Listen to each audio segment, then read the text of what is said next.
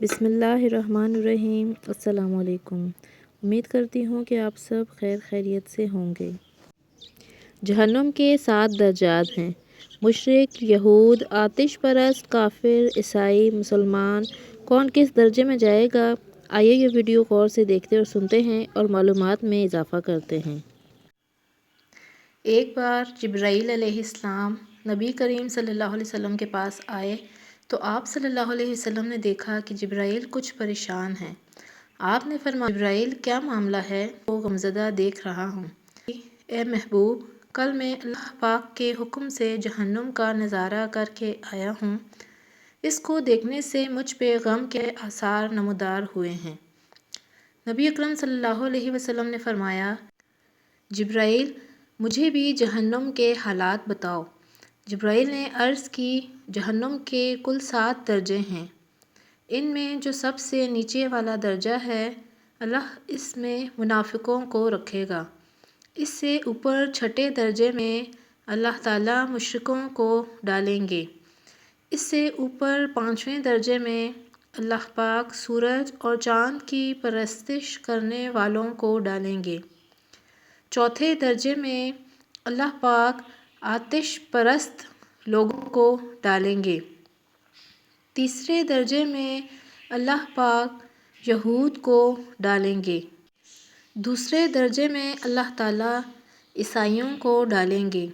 یہ کہہ کر جبرائیل علیہ السلام خاموش ہو گئے تو نبی کریم صلی اللہ علیہ وسلم نے پوچھا، جبرائیل، آپ خاموش کیوں ہو گئے؟ مجھے بتاؤ کہ پہلے درجے میں کون ہوگا؟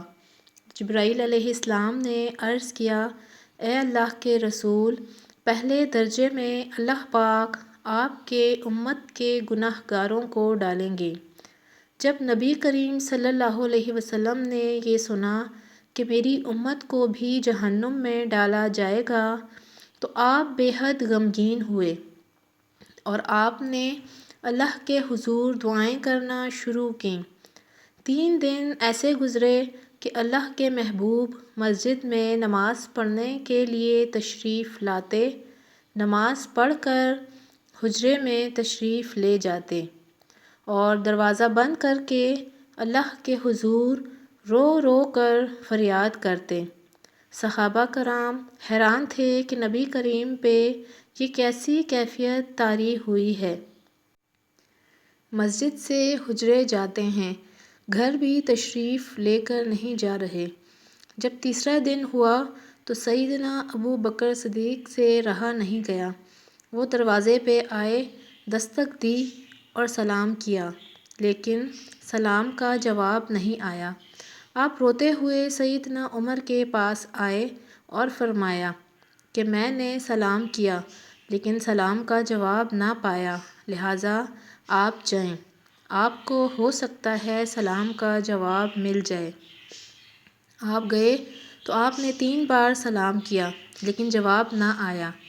حضرت عمر نے سلمان فارسی کو بھیجا لیکن پھر بھی سلام کا جواب نہ آیا۔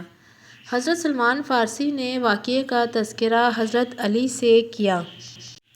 انہوں نے سوچا کہ جب اتنے عظیم شخصیات کو سلام کا جواب نہ ملا تو مجھے بھی خود نہیں جانا چاہیے، بلکہ مجھے ان کی نور نظر بیٹی فاطمہ اندر بھیجنی چاہیے۔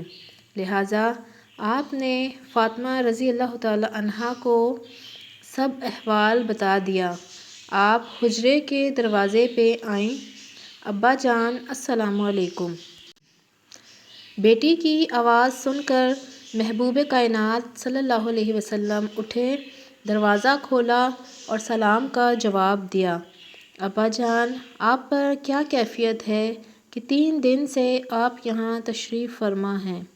نبی کریم صلی اللہ علیہ وآلہ وسلم نے فرمایا کہ جبرائیل نے مجھے آگاہ کیا ہے کہ میری امت بھی جہنم میں جائے گی۔ فاطمہ بیٹی، مجھے اپنے امت کے گناہ گاروں کا غم کھائے جا رہا ہے اور میں اپنے مالک سے دعائیں کر رہا ہوں کہ اللہ ان کو معاف کر اور جہنم سے بری کر۔ یہ کہہ کر آپ پھر سجدے میں چلے گئے اور رونا شروع کیا۔ یا اللہ میری امت کے گناہ گاروں پہ رحم کر، ان کو جہنم سے آزاد کر۔ کہ اتنے میں حکم آ گیا، وَلَا سَوْفَ يُعْطِيكَ رَبُّكَ فَتَرْضَىٰ، اے میرے محبوب غم نہ کر، میں تم کو اتنا عطا کروں گا کہ آپ راضی ہو جائیں گے۔ آپ خوشی سے کھل اٹھے اور فرمایا، لوگوں، اللہ نے مجھ سے وعدہ کر لیا ہے کہ وہ روز قیامت مجھے میری امت کے معاملے میں خوب راضی کرے گا، اور میں نے اس وقت تک راضی نہیں ہونا کہ جب تک میرا آخری امتی بھی جنت میں نہ چلا جائے۔ یہ واقعہ آپ کو سناتے ہوئے میری آنکھوں سے آنسو آ گئے کہ ہمارا نبی اتنا شفیق اور غم محسوس کرنے والا ہے، اور بدلے میں ہم ان کو کیا دیا۔ آپ کا ایک سیکنڈ اس ویڈیو کو دوسرے لوگوں تک پہنچانے کا ذریعہ ہے۔